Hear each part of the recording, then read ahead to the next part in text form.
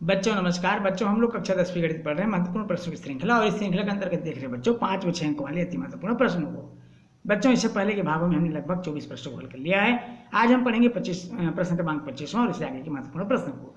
तो चलिए बच्चों शुरू करते हैं। प्रश्न क्रमांक 25 प्रश्न है, किसी टीले के शीर्ष से मैदान में स्थित दो मकानों का अनुमान कोण, किसी टीले के शीर्ष से मैदान में स्थित दो मकानों का अनुमान कोण जो टीले के विपरीत ओर है 30 अंश व 60 अंश है। यदि टीले की ऊंचाई 60 मीटर है तब मकानों के बीच की दूरी ज्ञात कीजिए। चलिए इसकी दूरी हम ज्ञात करते हैं।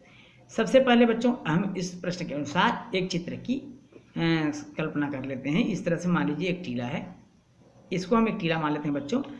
इस टीले की ऊंचाई 60 मीटर है। कितना मीटर बच्चों? 60 मीटर है। और इसके दोनों ओर मकान हैं, इधर भी और इधर भी।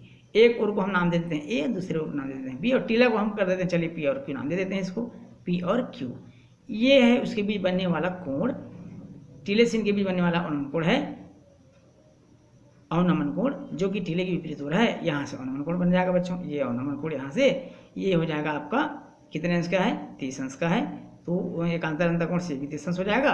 उसी प्रकार ये 60 अंश का अवनमन कोण बन रहा है दूसरे मकान पर, तो ये भी एकांतर अंतःकोण से 60 अंश हो जाएगा। दोनों मकानों के बीच की दूरी को हम x + y मान लेते हैं। इसलिए x + y मान लेते हैं क्योंकि Q और B की दूरी हो जाएगा, इसको हम मान लेते हैं x मीटर, और A और Q की दूरी को हम मान लेते हैं y मीटर। कुल मिलाकर हो जाएगा x + y मीटर। तो इस तरह से हमने चित्र की संकल्पना कर लिया है। अब चलिए हल करते हैं। बच्चों यहाँ पर दो त्रिभुज बन रहा है। एक त्रिभुज है AQP या ऐसा भी कह सकते हैं QAP, और दूसरा त्रिभुज बन रहा है QBP। तो सबसे पहले हम चलेंगे त्रिभुज PQB की ओर। त्रिभुज PQB में लंब बटे आधार अर्थात PQ बटे AQ बराबर हो जाएगा PQ बटे BQ के लिए है बच्चों, तो यहाँ पर BQ उधर इस त्रिभुज के लिए है तो BQ लेंगे, बराबर है tan थीटा, और tan थीटा यहाँ पर कितना डिग्री है? 60 अंश है। PQ का मान दिया है बच्चों चित्र में 60 मीटर, तो हम यहाँ पर लिखेंगे 60 मीटर बटे BQ दिया है x मीटर आपने माना है। tan 60 का मान होता है कनाडी 3, कितना होता है? कनाडी 3 मीटर होता है। अब यहाँ पर इसको हल कर देते हैं। x बराबर हो जाएगा 60 बटे कनाडी 3, इसका हम परिमीकरण कर देते हैं बच्चों इस प्रकार से। तो ये हो जाएगा 60 कनाडी 3 बटे 3 × 9 अर्थात 9 का वर्गमूल 3 होता है। 3 से काट देंगे, 20 बार में कट जाएगा, 20 कनाडी 3 मीटर हो जाएगा। ये हो जाएगा x का मान 20 कनाडी 3 मीटर। अब हम दूसरा त्रिभुज अर्थात इधर वाला त्रिभुज लेंगे PQA, त्रिभुज PQA में। अब PQA में क्या होगा? tan थीटा यहाँ भी ले लेते हैं। tan थीटा बराबर लंब बटे आधार होता है, अर्थात लंब है PQ और आधार है AQ। अब यहाँ पर tan थीटा यहाँ पर बच्चों 30 अंश दिया हुआ है, तो tan 30 डिग्री ले लेते हैं। यहाँ पर कितना डिग्री ले लेंगे? tan 30 degree. और PQ का मान कितना दिया हुआ है चित्र में? PQ 60 मीटर ही है, तो ये हो जाएगा 60 मीटर बटे y मीटर। tan 30 का मान होता है 1/√3, कितना होता है बच्चों? 1/√3 होता है 60 बटे y बराबर हो जाएगा 60 कनाडी 3 मीटर। कितना मीटर हो जाएगा? 60 कनाडी 3 मीटर। यहाँ पर हम गुणा कर देंगे, y बराबर को 60 कनाडी 3 मीटर मिल जाएगा। अब पूछा है मकानों के बीच की दूरी, अतः मकानों के बीच की दूरी, और मकानों के बीच की दूरी कैसे क्या मालूम करेंगे? मकानों के बीच की दूरी जिसको हमने माना था x + y मीटर माना था। कितना माना था? x + y metre. x का मान हमने ज्ञात किया है, कितना मीटर ज्ञात किया बच्चों? x का मान हमने ज्ञात किया है, x का मान 20 कनाडी 3 मीटर, तो यहाँ लिखेंगे 20 कनाडी 3 मीटर, प्लस y का मान हमने मालूम किया 60 कनाडी 3 मीटर। अब इन दोनों को जोड़ देंगे तो 60 और 20 कितना होता है बच्चों? 80 कनाडी 3 मीटर। यह है दोनों मकानों के बीच की दूरी और इस प्रश्न का आंसर। बच्चों चलते हैं अगले महत्वपूर्ण प्रश्न की ओर। अगला प्रश्न है, त्रिभुज ABC एक त्रिभुज है जिसमें AD लंब है BC, और सिद्ध कीजिए कि AB² + CD² = BD² + AC²। तो यहाँ पर एक त्रिभुज बनाएंगे बच्चों, और इस त्रिभुज का हम नाम रखेंगे ABC। ये एक त्रिभुज है, इसका हमने नाम रख दिया A, B और C। फिर बोलता है इस त्रिभुज में AD लंब है BC, यहाँ पर से एक लंब डालेंगे, इसका नाम हम दे देते हैं AD जो BC पर लंब है। लंब मतलब यहाँ पर 90 अंश का कोण बन रहा है। इसके बाद हमको सिद्ध क्या करना है, तो चलिए लिखते हैं सबसे पहले बच्चों कि त्रिभुज एक हल करते हैं। त्रिभुज ABC में AD, चित्र में आप देख पा रहे हैं AD लंब है, किस पर लंब है बच्चों? BC पर, भुजा BC पर AD लंब है। अब त्रिभुज यहाँ पर देखिए दो त्रिभुज बन रहा है, दोनों लंब है अर्थात दोनों पाइथागोरस प्रमेय लग सकता है, तो हम त्रिभुज लेंगे ADC को। चलिए एक त्रिभुज लेते हैं ADC।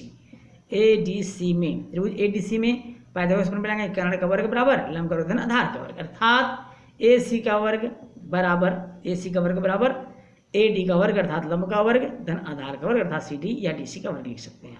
ये इस तरह से, ये पाइथागोरस प्रमेय हमने ले लिया। अब दूसरा त्रिभुज है, इस तरफ हमने ले लिया बच्चों। अब इधर का त्रिभुज बचा है, इसका नाम है ADB, त्रिभुज ADB में। अब ADB में यहाँ भी पाइथागोरस प्रमेय से ले लेते हैं। त्रिभुज ADB में पाइथागोरस प्रमेय से क्या होगा, कर्ण का वर्ग अर्थात AB का वर्ग, AB का वर्ग बराबर हो जाएगा लंब का वर्ग अर्थात AD का वर्ग धन आधार का वर्ग अर्थात BD का वर्ग। ये इस तरह से हो जाएगा। अब हमारे पास दो समीकरण मिले, इसको मान लेते हैं पहला समीकरण और इसको मान लेते हैं दूसरा समीकरण।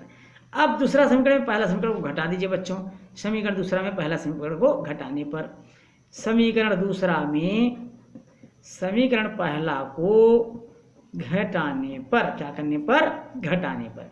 दूसरा में AB स्क्वायर है, पहला में AC स्क्वायर है, तो यहाँ पर हो जाएगा AB square minus AC square बराबर, दूसरा पक्ष है AD स्क्वायर, इसमें भी AD स्क्वायर कट गया बच्चों, AD स्क्वायर कैंसिल हो गया यहाँ और यहाँ, AD स्क्वायर कट गया, बच गया BD square minus CD square. इसको हम लिख लेंगे BD square minus CD square, ये बचेगा, घटाने से ये हमारा बच जाएगा।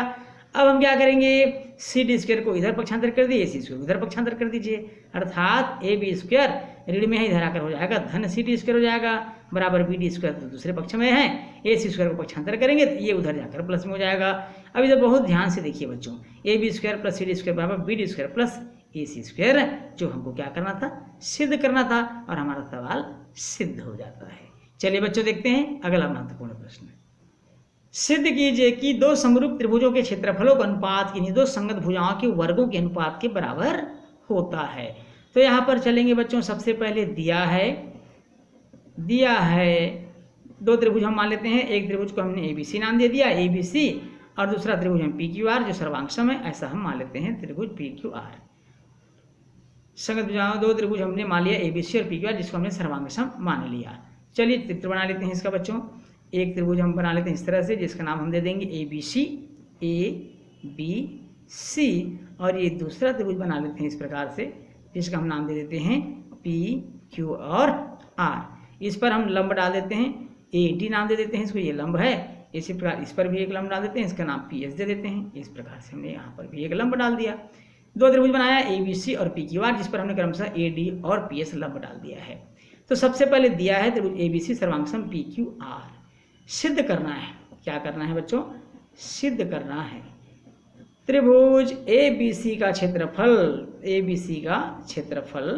बटे त्रिभुज PQR का क्षेत्रफल। ये त्रिभुज ABC का क्षेत्रफल बटे त्रिभुज PQR का क्षेत्रफल। अब क्षेत्रफल भुजाओं के वर्गों के अनुपात के बराबर होता है, अर्थात भुजा के कौन कौन से भुजा हैं, पहले त्रिभुज में AB स्क्वायर बटे PQ स्क्वायर बराबर BC स्क्वायर बटे, इसका आधार लेंगे तो इसका भी आधार लेंगे बच्चों QR स्क्वायर, और इसका अगर हम लंब लेते हैं तो उसका भी लंब लेना पड़ेगा। अब मान लीजिए हमने AC स्क्वायर लिया तो यहाँ पर PR स्क्वायर लेना पड़ेगा, तो AC square upon PR square. इस तरह से संगत भुजाओं का अनुपात के वर्ग के बराबर होता है। रचना, ये तो हमको सिद्ध करना है। रचना हमने क्या क्या किया, लंब खींचा, अर्थात AD लंब डाला हमने BC पर व PS लंब डाला QR पर। ये देखिए AD लंब डाला BC पर और PS लंब डाला QR पर, इस तरह से हमने खींचा। ये रचना हमने किया बच्चों। अब उत्पत्ति की ओर चलते हैं। उत्पत्ति में हम देखेंगे दोनों त्रिभुज के क्षेत्रफल से शुरू करते हैं।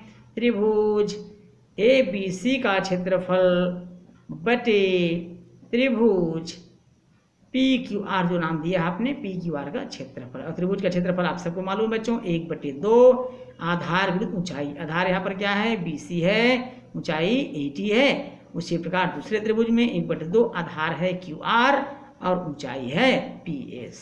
ऊपर नीचे 1/2 कट गया बच्चों, इसको काट दीजिए। अब बचा क्या हमारे पास, BC बटे QR बच गया गुणित AD बटे PS बच गया। ये बचा हुआ है, इसको हम लिख देंगे इस तरह से। आप देख सकते हैं बच्चों, स्क्रीन पर दिखाई नहीं दे रहा था, अभी आपको स्पष्ट दिखाई दे रहा होगा। इसी प्रकार हम चलते हैं पुनः उसी त्रिभुज को, त्रिभुज ADB और PSQ में। त्रिभुज ADB और त्रिभुज PSQ, चित्र को ध्यान से देखिए बच्चों। कोण B बराबर कोण Q, क्यों? समरूप त्रिभुज ABC और PQR के कोण प्रत्येक कोण 90 अंश है, वहां पर हमने लंबवत डाला था। अर्थात कोण ADB भी बराबर होगा कोण PSQ के, ये बराबर होगा।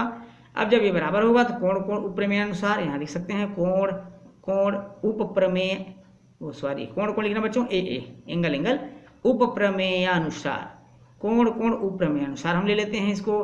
क्या हो जाएगा? कोण कोण उपप्रमेयानुसार लेंगे तो दोनों तो त्रिभुज है, अर्थात ADB समरूप हो जाएगा किसके? PSQ के समरूप हो जाएगा। और समरूपता की शर्त क्या है? भुजाएं अनुपातिक होती हैं, अर्थात AD बटे हो जाएगा PS, भुजा अनुपातिक होती है, बराबर AB बटे हो जाएगा PQ, अर्थात AB बटे PQ, AB है यहाँ पर, AB बटे PQ बराबर हो जाएगा BC बटे QR। ऐसा क्यों हुआ बच्चों? क्योंकि दोनों त्रिभुज क्या है? समरूप है, ABC और PQR समरूप है, इसलिए ऐसा हो गया। तब AD बटे समरूप है, तब क्या होगा? AD बटे PS बराबर हो जाएगा BC बटे QR। इसको हम समीकरण का नाम दे देते हैं। इसे पहले समीकरण पहला माना था हमने इसको, और यहाँ मान लेते हैं समीकरण नंबर इसको दूसरा, इस तरह हम मान लेते हैं समीकरण पहला व दूसरा से। अब हम चलेंगे समीकरण पहला व दूसरा से।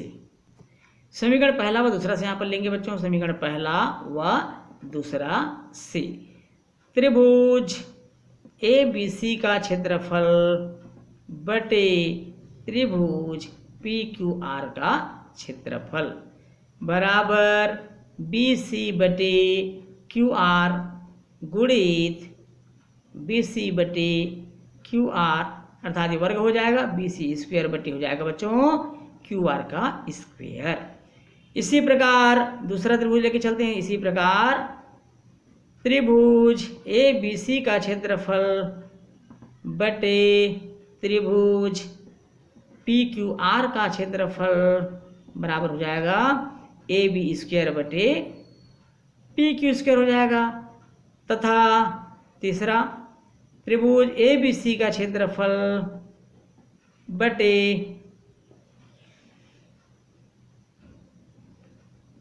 त्रिभुज PQR का क्षेत्रफल बराबर हो जाएगा, तीसरा भुजा AC स्क्वायर बटे PR स्क्वायर। इस प्रकार हम लिखेंगे।